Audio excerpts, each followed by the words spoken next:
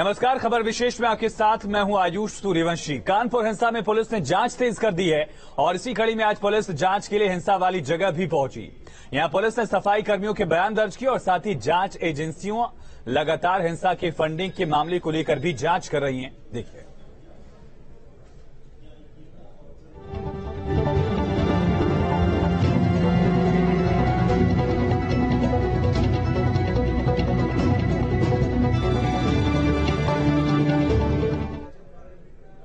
कानपुर हिंसा से जुड़ा सबसे बड़ा खुलासा और इसी से जुड़ी सबसे बड़ी खबर।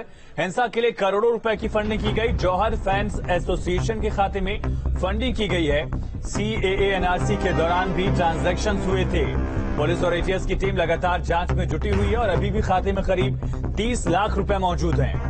विशेष समुदाय के लोग और कारोबारी ये रकम देते हैं, जानकारी है। कानपुर में पीएफआई के फंड मैनेजर की भी तलाश की जा रही है। बाबूपुरवा के प्राइवेट बैंक में 2019 में भी लाखों रुपए भेजे गए। अधिकारी फंडिंग को लेकर कुछ भी बोलने को तैयार नहीं है, लेकिन सीएए से लेकर एनआरसी के दौरान जो प्रदर्शन हुए थे उस दौरान भी फंडिंग की गई थी, जानकारी है।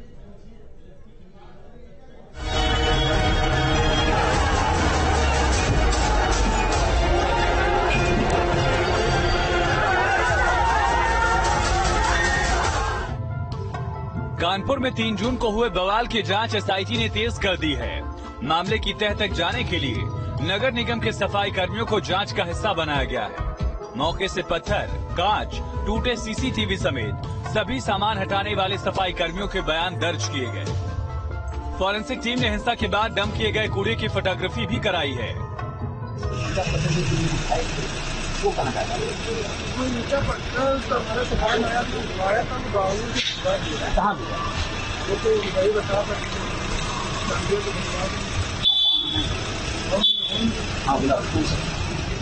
कितना रहा होगा? एक खलिया, 2 खलिया। अरे नहीं अगले दिन किया होगा। उसी वक्त 4 बजे दूसरी टीम आई थी। उन्हें जानते तो। बवालियों को उनके अंजाम तक पहुंचाने के लिए पुलिस सभी सुराग जुटाने में लगी हुई है। घटना के दिन को लेकर सफाई कर्मियों का कहना है कि उस दिन लोग ग्रुप बनाकर पत्थरबाजी कर रहे थे। हम लोग खुशी कहाँ पाए, दूर रहे, पत्थर चलते रहे, पत्थर चलते रहे। कितना पत्थर रहा होगा? छोटे 10-12 साल। अरे हम पूछ रहे कितना रहा होगा? कितना क्या हमारे ख्याल से 10-20 करोड़ होंगे जो घूमने लिए। पत्थर कितना था आपके अनुसार? जो माया बुखारी के यहाँ से। हाँ तो 2 गाड़ी बता दो। इसी बीच हिंसा से जुड़ा एक और नया वीडियो सामने आया। तस्वीरों में साफ देखा जा सकता है कि उपद्रवियों ने जानबूझकर गाड़ियों में तोड़फोड़ की और दुकानों का सामान भी लूटा। वीडियो में ये भी साफ दिख रहा है कि दंगाइयों ने बच्चों को ढाल बनाकर इस्तेमाल किया। नई सड़क पर हुए बवाल को लेकर विदेशी फंडिंग का एंगल भी सामने आया है। गिरफ्तार किए गए हयात जफर हाशमी की संस्था को विदेशों से फंड भेजा गया। 3 बैंक अकाउंट्स के जरिए करोड़ों का लेन देन हुआ। हालांकि आधिकारिक तौर पर अफसर बोलने से खतरा रहे हैं, मगर सूत्रों की माने तो सीएए एनआरसी के विरोध में हुए बवाल के दौरान भी इन्हीं खातों से फंडिंग हुई थी। Team news state. फंडिंग मामले को लेकर लगातार खुलासे हो रहे हैं और इन्हीं तमाम पहलू पर बातचीत के लिए पूर्व डीजीपी अरविंद जैन सर हमारे साथ कनेक्ट है। सर, बहुत स्वागत है आपका। जिस तरह से अरविंद सर जानकारी मिल रही कि पीएफआई ने फंड किया, विदेशों से फंड भिजवाए, कुछ स्पेसिफिक फंड मैनेजर्स थे जो फंड को मोबिलाइज करते थे और डिस्ट्रीब्यूशन का ही पूरा काम मुकम्मल तरीके से एक प्लानिंग के साथ किया जाता था। इसके मायने क्या निकलते हैं और कितनी बड़ी प्लानिंग इसके पीछे हो सकती है? क्योंकि खास तरह का पैटर्न हमने 3 बार देखा, जिस पर हमने पहले भी चर्चा की थी। वही पैटर्न सीएए एनआरसी के दौरान इस्तेमाल किया गया। कुछ लोगों ने कोशिश की थी कि 26 जनवरी को भी उसी तरह की कोशिश की जाए और फिर अब कानपुर में भी उसी तरह का प्रयास। आप बिल्कुल ठीक कह रहे हैं। इसके पीछे बिल्कुल क्लियर पैटर्न है। ये कुछ ताकतें हैं जो इस देश को मजबूत नहीं होने देना चाहते हैं और चाहते हैं कि कहीं ना कहीं दंगे फसाद किसी तरह होते रहें। ये सब प्री प्लान्ड है, वेल ऑर्गेनाइज्ड है। सब इसकी तैयारी पहले से की गई है। इसके लिए फंड्स उपलब्ध कराए जाते हैं, तभी ये पोस्टर्स छपते हैं, तभी पेट्रोल पंप बॉम्ब बनाए जाते हैं, ईंटा पत्थर इकट्ठा किया जाता है और जो लोग हैं नमाज में, जो जुम्मे की नमाज में थे, उनको मोटिवेट किया गया, उनको बरगलाया गया। और फिर उसके बाद आपने देखा है कि ठेले पर पत्थर रखकर जो है, ठेला साथ में चल रहा था, उसमें से पत्थर लेकर पत्थरबाजी कर रहे थे। ये सब बिल्कुल इसमें पूरा सा पहले से पूरा सब तय था। और बार बार इस प्रकार के प्रयास एनआरसी और सीए प्रदर्शन के दौरान भी हुए और अब भी हो रहे हैं इस प्रकार के प्रयोग। लेकिन जयंत सर, जिस तरह से हमने देखा कि आज पुलिस टीम वहां पहुंची थी और वहां जाकर सफाई कर्मियों से भी पूछताछ की गई है, सफाई कर्मियों को भी एसआईटी अपनी जांच में शामिल करी, इनका हिस्सा बना रही है जांच का, उनके बयान भी दर्ज करवाए गए हैं कि क्या क्या चीजें आपको वहां से बरामद हुई थी। ये कितना महत्वपूर्ण हो जाता है और सबूतों के आधार पर आगे क्या डेवलपमेंट हो सकते हैं, क्योंकि आपका एक लंबा अनुभव है इस लिहाज से। जी सर। जो भी इस प्रकार की एविडेंस कलेक्ट करने में कानपुर पुलिस सफल होती है, उसका बहुत लाभ मिलेगा, उसका एविडेंस में बहुत लाभ मिलेगा, कोर्ट में ट्रायल के स्टेज पे बहुत लाभ मिलेगा। क्योंकि यही वो हैं जिन्होंने कि पत्थरों को वहां से साफ किया है, जो बमों के टुकड़े हैं, बाकी सब हैं, स्प्लिंटर्स हैं, जो दीवारों पे निशान बने हैं, जो सब पूरा है, इसके सब में इनकी भूमिका बहुत महत्वपूर्ण है और इनकी गवाही अत्यंत लाभदायक साबित होगी। फखरुल हसन चांद साहब हमारे साथ प्रवक्ता समाजवादी पार्टी के कनेक्ट हो गए हैं। हसन साहब, बहुत स्वागत है। किस तरह से देख रहे हैं फखरुल साहब इन तमाम पहलुओं को? अब ये जानकारी मिल रही है कि जो तमाम चीजें इस्तेमाल की गई थी उनको लेकर सबूत इकट्ठा किए जा रहे हैं, साथ साथ फंड्स को लेकर एक बहुत बड़ा खुलासा ये हुआ है कि विदेशों से भी फंड इस मामले को लेकर दिए गए थे। जिस तरह से सीए और एनआरसी को लेकर जब प्रदर्शन हुए, हिंसा हुई, उसी तरह की कोशिश एक बार फिर से की है। देखिए, ये विवेचना का विषय है कि कहां से क्या मिला, किसने पत्थरबाजी की, कौन लोग दोषी हैं। और हम इतना कहना चाहते हैं कि जो भी इस कानपुर दंगे के दोषी हैं, उनको सख्त सजा मिलनी चाहिए और किसी निर्दोष को छोड़ना नहीं चाहिए। आज जहां तक आप सीए एनआरसी की बात करते हैं, देखिए सीए एनआरसी एक अलग आंदोलन था, आप उसको कानपुर दंगे से उसकी तुलना नहीं की जा सकती। एनआरसी बहुत आंदोलन और हिंसक आंदोलन में फखरुल साहब एक फर्क है, एक बहुत बड़ा फर्क हो जाता है। आंदोलन गांधी जी भी ने किया था, आंदोलन अन्ना हजारे ने किया, लेकिन एक जब हिंसक का आंदोलन हो जाता है तो फिर उसमें एक बारीक फर्क से लेकर एक बड़ा फर्क तक हम देखते हैं, और वो फर्क आप यहाँ देख रहे होंगे। देश में सीए एनआरसी के बहुत से आंदोलन हुए जो महीनों चले, लेकिन मुझे नहीं लगा कि वहां कहीं कोई हिंसा हुई। लखनऊ में भी घंटाघर था, वहां भी बहुत समय तक बैठ के आंदोलन होता रहा, और शाहीन बाग में भी आंदोलन हुआ। तो हिंसा जहाँ होती है, हिंसक वाले की बात नहीं हो रही है। जो हिंसक आंदोलन हो रही है वहां पर जो पैटर्न सामने आया था फंडिंग को लेकर, हिंसा भड़काने की कोशिश, तो क्या करते जांच एजेंसी जब कानपुर में फेलियर होता है, कानपुर में पहले से उनको जानकारी की इस तरीके का कोई पहले से पोस्टर लगे हुए हैं, क्या उसके लिए प्रयास किए गए? देश के राष्ट्रपति जी, प्रधानमंत्री के, उत्तर प्रदेश के मुख्यमंत्री जी कानपुर में थे, उसके बाद क्या तैयारी थी? क्या एलआईयू वहां पे क्या कर रहा था? पुलिस प्रशासन क्या कर रहा था? देखिए, फेलियर सरकार का फेलियर है। जिस तरीके की घटना हुई है वो निंदनीय है, किसी को छोड़ा नहीं जाना चाहिए, लेकिन जो सरकार की कमियां थी उन पे भी देखना चाहिए। जो लोग भी इस पे दोषी हैं उन पे कठोर कार्रवाई होनी चाहिए। कहीं अगर साजिश का कहीं कोई हिस्सा है और विवेचना में वो आता है तो हम समझते हैं बिल्कुल उनको भी जांच के दायरे में लेके उन पे भी कार्रवाई हो, और जो भी इस तरीके के संगठन है उन पे प्रतिबंध भी लगाने की आवश्यकता। ठीक है। जैन सर लगातार हमारे साथ बने। जैन सर, जिस तरह से हमने देखा कि अब पड़ताल आगे बढ़ रही है, जांच पड़ताल के साथ साथ अब पूछताछ की कोशिश भी आगे बढ़ रही है, आगे क्या चुनौतियां सामने आने वाली हैं, और साथ साथ क्या जो पीएफआई के तमाम लिंक्स हैं उनको खंगालना बहुत जरूरी हो गया है, क्योंकि देश के अलग अलग हिस्सों से ऐसे नेटवर्क्स के लगातार लिंक्स मिले हैं।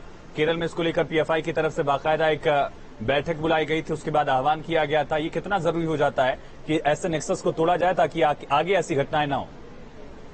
देखिए, कानपुर की जो तफ्तीश है ये बड़ी महत्वपूर्ण तफ्तीश है, और अगर इसमें सभी बलवाइयों को अकाउंट फॉर करने में कानपुर की पुलिस अगर सफल रही, उनके खिलाफ कड़ी कार्रवाई हुई, गैंगस्टर्स एक्ट और एनएसए के अंतर्गत उनके जो इस प्रकार के खाते हैं जिनमें बाहर से धनराशि आई है, इन खातों को चिन्हित करके अगर इन खातों को सीज कराया जा सकता है, जो अवैध रूप से अर्जित संपत्ति है अपराधियों की, उनको यदि जब्त किया जा सकता है, ये सब कार्रवाइयां अगर इस केस में हो जाएंगी तो आप ये मान के चलिए कि भविष्य में आगे उत्तर प्रदेश में कोई दंगे फसाद इस प्रकार के नहीं होंगे। और अगर जरा सा भी कहीं पे चूक रह गई तो दोबारा इस प्रकार का प्रयोग करने का प्रयास किया जाएगा, मेरा ऐसा मानना है। इसलिए कड़ी कार्रवाई इसमें अपेक्षित है। और अभी तो प्राइमरी स्टेज पर है इन्वेस्टिगेशन। अभी इसमें समय लगेगा साक्ष्य एकत्र करने में, वीडियो फुटेजेस जितने हैं उन सबको खंगालना होगा। जो फोटोग्राफ जारी किए गए हैं ये एक अच्छी पहल है, इससे शिनाख्त होगी अपराधियों की, सही अपराधियों की, उसमें कोई निर्दोष नहीं फंसेगा। मेरा ये भी मानना है कि कोई भी निर्दोष ऐसे महत्वपूर्ण केस में, बड़े केस में जेल नहीं जाना चाहिए। और जो दोषी हैं, जो बड़े दोषी हैं, जो कि इसके पूरे गुनहगार हैं, मेल जिन्होंने सब भड़काया है, जिन्होंने सब तैयारी की है, इनमें एक भी अपराधी बचना नहीं चाहिए। ठीक है, इसी बीच एक बड़ी खबर का रुख करेंगे। कानपुर हिंसा मामले में एसआईटी लगातार कार्रवाई कर रही है और इसी से जुड़ी बड़ी खबर यह है कि सफाई कर्मियों को भी अब जांच का हिस्सा बनाया गया। एसआईटी ने नगर निगम के सफाई कर्मचारियों के बयान दर्ज किए हैं। पत्थर, कांच और टूटे सीसीटीवी के अलावा जो दूसरे सामान वहां से बरामद किए गए थे उनको हटाने वाले सफाई कर्मियों को यहां पर पूछताछ के लिए उनसे जानकारी ली गई है, पूछताछ की भी गई है, बयान भी दर्ज किए जाएंगे। जांच का हिस्सा बनाया जा रहा है। खुद वहां पर जो अधिकारी एसआईटी को लीड कर रहे हैं वो ग्राउंड पर पहुंचे थे, सफाई कर्मियों से बातचीत की है, जानने की कोशिश की कि क्या क्या चीजें बरामद हुई थी। अनिल का रुख करेंगे, संवाददाता अनिल यादव हमारे साथ लाइव कनेक्ट है। अनिल, क्या जानकारी? सफाई कर्मियों से भी अब जानकारी ली जा रही है, बयान उनका दर्ज कराया जाएगा। देखिए, जब वहां पत्थरबाजी हुई थी, बलवा हुआ था, हिंसा हुई थी, तो जो पत्थरबाजी चली थी उसके बाद इस इलाके के सफाई के लिए सफाई कर्मी वहां पर आए थे। उन्होंने उस एरिया को साफ किया। तो जाहिर बात है कि उन्होंने वहां से जो चीजें इकट्ठा हुई थी उनको उठाया, पत्थर को वहां से हटाया। तो उनसे भी पूछा जा रहा है कि सफाई के दौरान उन्हें क्या क्या चीजें मिली थी, क्या ईंट और पत्थर के अलावा कोई हथियार भी मिला था। तो इन सब चीजों को लेकर सफाई कर्मियों से भी पूछताछ हो रही। बाकी फॉरेंसिक टीम अपने स्तर से, अपने तरीके से पूछताछ कर रही। तो एसआईटी तमाम साक्ष्य जुटा रही है कि किन किन हथियारों का वहां प्रयोग हुआ था, या सिर्फ ईंटें और पत्थर चले थे, या बमबाजी हुई थी, या गोलियां भी चली थी। तो तमाम एंगल से एसआईटी पूरे मामले की जांच कर रही है। कई टीमें बनाई गई हैं। जो एक्यूज्ड हैं उनसे लगातार पूछताछ हो रही है और उनसे ये जानने की कोशिश हो रही है कि क्या क्या हथियार उन्होंने इस्तेमाल किए थे। भीड़ वहां पर हमलावर हुई थी। तो 50 से ज्यादा लोग अरेस्ट हुए हैं। सभी से पूछताछ हो रही है। सफाई कर्मी भी पूछताछ का हिस्सा है और इसी तरह से जांच जो है वो लगातार आगे बढ़ रही है और तमाम एक्यूज को आमने सामने बिठा के पूछताछ किया जा रहा है। उनसे हिंसा में उनके रोल के बारे में जानकारी ली जा रही है। तो ये पूरी इन्वेस्टिगेशन ऑन गोइंग है और इसीलिए सभी लोग अभी जांच के दायरे में हैं, सब जांच का हिस्सा है। अनिल, शुक्रवार को यानी कि जुमे की नमाज के बाद जो हिंसा हुई थी उसके बाद से अब जाकर सफाई कर्मियों से पूछताछ की गई है। इसके पीछे एक गैप भी दिखता है और वहां पर लगातार पुलिसकर्मी तैनात भी थे। क्या वहां पर एक चूक हुई कि उस वक्त ये तमाम चीजें क्रॉस चेक नहीं की गई, जांच पड़ताल नहीं की गई, या फिर तब की गई थी? इसे अगली कड़ी मानकर देखा जाए। देखिए, सफाई कर्मियों से पूछताछ कल भी हुई थी और उनको पूछताछ इन द सेंस मतलब उन्हें एज ए विटनेस के तौर पर कि उन्होंने मौके पर जब सफाई करने पहुंचे तो उन्होंने क्या देखा, तो उनसे ये इस तरह पूछताछ हुई थी। और बाकी देखिए, अभी पुलिस की प्राथमिकता है इलाके में शांति व्यवस्था बहाल करना। बहुत सी चीजें हैं, बहुत बड़े मैन पावर की जरूरत होती है इतने बड़े इंसिडेंट्स की जांच के लिए। कई टीमें बनाई जाती हैं जो अलग अलग लोगों से पूछताछ करती है। कई टीमें होती हैं जो फरार व्यक्ति आरोपी उनकी गिरफ्तारी के लिए, कई टीमें होती हैं जो दबिश देती हैं, और कई टीमें होती हैं जो इलाके में लॉ एंड ऑर्डर मेंटेन करती हैं और कानून व्यवस्था बनी रही ये सुनिश्चित करती हैं। तो एक बहुत बड़ी टीम होती है, पूरे जिले की पुलिस लग जाती है जब इतना बड़ा कांड होता है। तो निश्चित ही ये कोई मामूली चोरी की वारदात नहीं है जिसे 2-4 पुलिसकर्मी सुलझा लेंगे। ये बड़ी हिंसा है, बड़े लोगों का इसमें इन्वॉल्वमेंट है। स्टेट के बाहर से लोग आए थे, इसमें इन्वॉल्व रहे। पीएफआई का नाम सामने आ रहा है, वेस्ट बंगाल से केरल तक तार जुड़े हुए हैं। तो एक बड़ी मैन फोर्स की जरूरत होती है और ये टाइम टेकिंग प्रोसेस है। ये बहुत देर तक चलने वाली प्रक्रिया है और ये जांच एक दिन में खत्म होने वाली नहीं है। ये जांच लंबी हो सकती है, 1 महीने और उससे आगे भी खींच सकती है।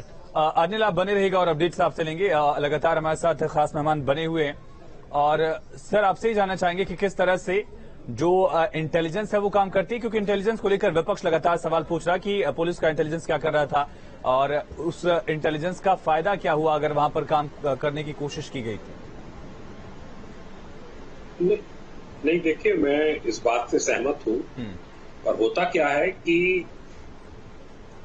थोड़ा जो एक डिस्कशन हुआ इन लोगों के साथ में और उस पर एक निर्णय ये हुआ कि उन्होंने अपना आंदोलन वापस लेने का आश्वासन दिया और उसके बाद इस प्रकार की हरकत हुई। अच्छा, जो प्रेसिडेंट और प्राइम मिनिस्टर का विजिट था उसकी वजह से ज्यादातर फोर्सेस जो हैं वो कानपुर देहात को रश कर दिए गए थे या उन्हीं क्षेत्रों में लगाए गए थे जिधर वीवीआईपी मूवमेंट था, उसकी वजह से भी थोड़ी। और उस दिन बड़ा एक इवेंट भी था लखनऊ में, उस वजह से भी तमाम सबकी नजरें रही होंगी। तो ये इसकी वजह से थोड़ी सी एक जो है वो चूक जरूर हुई है। इसमें उनको चाहिए था कि कुछ वहां पर थोड़ा फोर्स अवश्य रखते जिससे कि वो लगातार इनके ऊपर निगाह रखते। अब भविष्य के लिए मैं समझता हूं कि एक नसीहत उनको मिली है। और देखिए, इसमें तफ्तीश में अभी सारे एक्यूज जो आइडेंटिफाई होंगे वो और जो गिरफ्तार नहीं होंगे उन सब की कुर्की लेनी होगी, उन सब के खिलाफ कार्रवाइयां होंगी, उन पर रिवार्ड्स डिक्लेयर होंगे। जो बड़े बड़े अपराधी हैं उन पर रिवार्ड्स भी डिक्लेयर किए जाने चाहिए जिससे कि एक दबाव बने उनके ऊपर और पूरे प्रदेश के लोग इस समाचार को पढ़ें कि किस प्रकार से सख्ती की जा रही है। ये सब कार्रवाइयां साइमल्टेनियसली चलती रहनी चाहिए। बिल्कुल। रविंद्र शुक्ला जी भी हमारे साथ बीजेपी के नेता जुड़ गए हैं, जैन से लगातार बने हुए। रविंद्र जी, सवाल इंटेलिजेंस को लेकर उठ रहा है। सवाल उठ रहा है कि अगर फंडिंग पहले की गई थी तो फिर उसको लेकर पड़ताल क्यों नहीं की गई, जानकारी पुलिस से साझा क्यों नहीं की गई ताकि ऐसी घटनाओं को रोका जाए। देखिए, कुल मिलाकर के आप इस बात से सहमत हो गए, आप नहीं पूरा देश इस बात से सहमत हो गया कि लगातार फंडिंग का एक बहुत बड़ा जरिया ये लगातार हो रहा है और इसीलिए जो नोटबंदी हुई थी उसके पीछे भी ये बहुत बड़ा मंतव्य था। कुल मिलाकर के ये जो पैसा आया और उसको लोग नहीं जान पाए, निश्चित रूप से ये एक फेल्योर है और इस पर चिंता करनी चाहिए कि भाई इतना पैसा आता है लोगों के पास और इसमें अगर हम ठीक तरीके से अगर मॉनिटरिंग नहीं करेंगे तो उसके परिणाम ठीक नहीं होंगे। जी ठीक है। मोहसिन राशिद जी भी हमारे साथ जुड़ेंगे, लेकिन उससे पहले फखरुल हसन साहब, आपका ही पक्ष, धर्म के नाम पर अगर इस तरह से लोगों को भड़काने की कोशिश की जाती है, कितना सही है कितना गलत है? क्योंकि जब पुलिस ने ये बात कह दी थी कि वीआईपी मूवमेंट है, इस वजह से आप लोग प्रदर्शन मत करिए, बाद में आप लोगों की बातचीत करके एक निष्कर्ष निकाला जाएगा, उसके बावजूद भी इस तरह का अगर प्रदर्शन किया गया तो कहीं न कहीं नियत पर भी ये सवाल उठता है। देखिए, देश में क्या जो माहौल है, आप नहीं देख रहे कि देश में किस तरीके का पिछले कुछ समय से हम देख रहे हैं, 3 महीने 4 महीने चर्चा किस पे हो रही है? लाउड स्पीकर, अजान, कीर्तन, भजन, मंदिर, मस्जिद, हिंदू, मुसलमान। तो देश में चर्चा आपकी जो मुख्य मुद्दे हैं उनसे ध्यान हट के हम दूसरे तरफ चले गए। आज हम कोई महंगाई पे बात नहीं करते। भारतीय जनता पार्टी जब ये कहती है कि फंडिंग कहाँ से होती है उनको नहीं पता है, तो यही तो भारतीय जनता पार्टी जिसने 2016 में कहा था कि नोटबंदी के बाद आतंकवाद की कमर टूट जाएगी। आज आरबीआई की जो रिपोर्ट है उसको देखिए, देश में 500 के जो नोट हैं वो 1% जाली बढ़ गए हैं और जो 2000 के नोट। फखरुल साहब, सवाल ये है फखरुल साहब कि ऐसा पहला मौका नहीं है कि जब ईश निंदा की गई हो देश में अलग अलग धर्मों के लोगों के लिए। बदकिस्मती ये रही कि ऐसी बातें होती रही हैं, कुछ लोग अपना नाम करने के लिए इस तरह की कोशिशें करते हैं, लेकिन गुस्ताख रसूल का नाम लेकर सड़क पर उतर जाना, कानून अपने हाथ में ले लेना, ये कहां तक जायज है? सवाल मेरा ये है। कोई भी व्यक्ति, किसी को भी देश के कानून को लेने का अपने हक नहीं है। कोई भी व्यक्ति हो, चाहे वो किसी धर्म का हो, किसी संप्रदाय का, और कानून देश का कानून है, देश का संविधान है, वो सबको मानना पड़ेगा। कानपुर की जो घटना है, मैं बार बार इस बात को कहता हूँ तो यहाँ वहाँ पे फेलियर है। आपने बात की थी, मैं मानता हूँ कि आपने प्रशासन ने वहाँ बैठ के कमेटी से बात, लेकिन क्या आपने ये देखा कि जो पोस्टर पूरे शहर में छप गए थे, जो मैसेज पूरे शहर में चला गया था, वो मैसेज? ठीक है फखरुल साहब, लौटता हूं आपके पास ही आऊंगा। एक बड़ी खबर कानपुर से, शेर काजी के खिलाफ एफआईआर की मांग की गई है। हाजी अब्दुल कद्दूस के खिलाफ तहरीर दी गई है। बीजेपी युवा मोर्चा के जिला महामंत्री ने तहरीर दी है। शेर काजी हाजी के बयान के खिलाफ शिकायत दी गई है। कफन बांधकर सड़क पर उतर जाएंगे, इस तरह का बयान उन्होंने दिया था शेर काजी की तरफ से कि जुल्म किया जा रहा, ज्यादती की जा रही है, जानबूझकर फंसाया जा रहा है और शहर में लोग कफन बांधकर सड़क पर उतर जाएंगे, इस तरह का एक भड़काऊ बयान था। इसी को लेकर तहरीर दी गई है और एफआईआर की मांग की गई है। अनिल का रुख करेंगे। अनिल, क्या अपडेट है इसको लेकर? एफआईआर की मांग की गई है, तहरीर दी गई है शेर काजी के खिलाफ।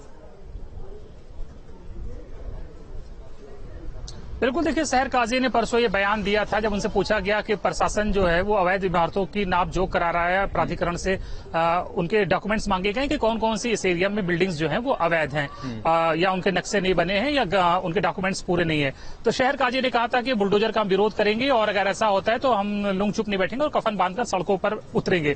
तो निश्चित ही उनका ये बयान जो है भड़काऊ बयान की श्रेणी में माना गया है और इसीलिए बीजेपी के नेता ने उनके खिलाफ तहरीर दी है। अब देखना है कि पुलिस इस पे एफआईआर दर्ज करती है या नहीं, इसको एफआईआर दर्ज करने लायक पाती है या नहीं, लेकिन तहरीर दी गई है, पुलिस जांच की बात कह रही है।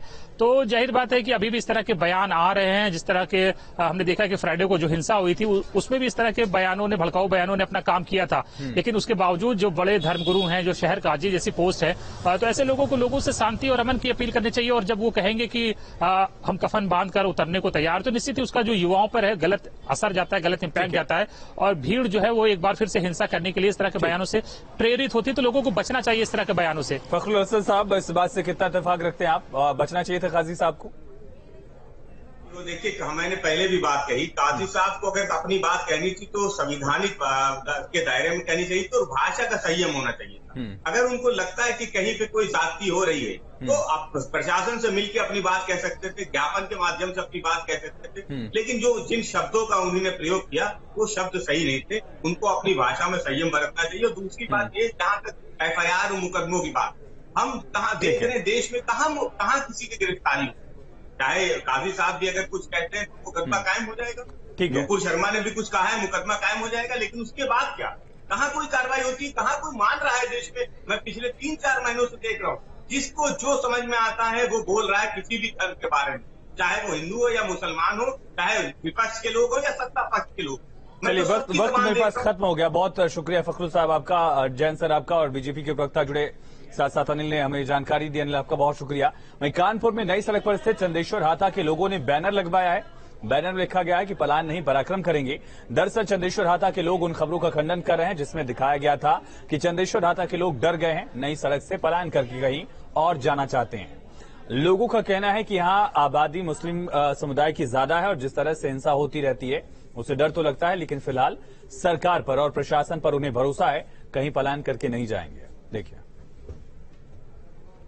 जरूरत से ज्यादा यहाँ पे अत्याचार हो रहा है, मतलब दबाव में, डर में आदमी रहता है, तो ये होता है, परिस्थिति आती है ना कि पलायन कर लिया जाए भाई। तो फिर अभी तो लोग इनकार कर रहे हैं कि ऐसा कुछ नहीं करने वाले। नहीं, तो अब ये है कि भाई मरना है तो मरना है। क्यों मरना है? पुलिस आपके साथ है, प्रशासन आपके साथ है, सुरक्षा दे रहा है, तो ये मरने मारने की बात कहाँ से सर? मरने मारने की बात नहीं आती है भाई, अब कहीं से भी कुछ भी हो सकता है। आप यहाँ दुकान चलाते हैं, हर तरफ मुस्लिम आबादी है, हिंदू बहुत मुट्ठी भर इस इलाके में है, तो क्या डर लगता है आप लोगों को उनके बीच रहने से? डर तो लगता ही है। किस बात का डर, क्यों लगता है डर? अरे मतलब अचानक कोई हमला कर दे, कोई ना हो, इसीलिए। शुक्रवार को कानपुर की जिस नई सड़क पर हिंसा हुई थी उसी नई सड़क पर स्थित है चंद्रेश्वर हाता, और चंद्रेश्वर हाते के लोगों ने ये बैनर लगाया है जिसमें भगवान नरसिंह की तस्वीर है और बैनर में लिखा हुआ है कि पलायन नहीं करेंगे, पराक्रम करेंगे। क्योंकि कल मीडिया के कुछ हिस्सों में ये खबर चलाई गई थी कि चंद्रेश्वर हाते के लोग यहाँ से पलायन करना चाहते हैं। यहाँ चंद्रेश्वर हाते के लोगों से बात की कि आपको क्यों डर लगता है, तो उनका कहना है कि यहाँ पर हिंदू परिवार कम है और जिस तरह से मुस्लिम आबादी है और अक्सर यहाँ पर हिंसा होती है, झड़प होती है, उससे जो हिंदू परिवार हैं वो डर कर रहने को मजबूर हैं, इसलिए कई बार उनके मन में पलायन की बातें आती हैं। लेकिन अभी उनका कहना है कि उनको सरकार पर, शासन प्रशासन पर, पुलिस पर भरोसा है, इसलिए फिलहाल अभी वो पलायन की बात नहीं कर रहे हैं और वो न पलायन करने जा रहे हैं। और इसीलिए पलायन की उन तमाम खबरों को नकारने के लिए चंद्रेश्वर हाते के लोगों ने ये बैनर लगवाया है भगवान नरसिंह की फोटो के साथ, जिसमें लिखा हुआ है कि पलायन नहीं, पराक्रम करेंगे। तो जाहिर बात है कि जनसंख्या का घनत्व ऐसा है और वारदातें ऐसी होती हैं, यहाँ पर होती रही है, रिसेंट में इतिहास रहा है हिंसक वारदातों का, और उन्हीं की वजह से जो हिंदू परिवार हैं डरा हुआ तो महसूस करते हैं, लेकिन फिलहाल अभी पलायन की खबरों को वो नकार रहे हैं। वीडियो जर्नलिस्ट सैफुल हसन के साथ अनिल यादव, न्यूज स्टेट कानपुर। खबरें लगातार जारी हैं, आप एक छोटे से ब्रेक के लिए रुकते हैं, बने रहिए न्यूज स्टेट के साथ।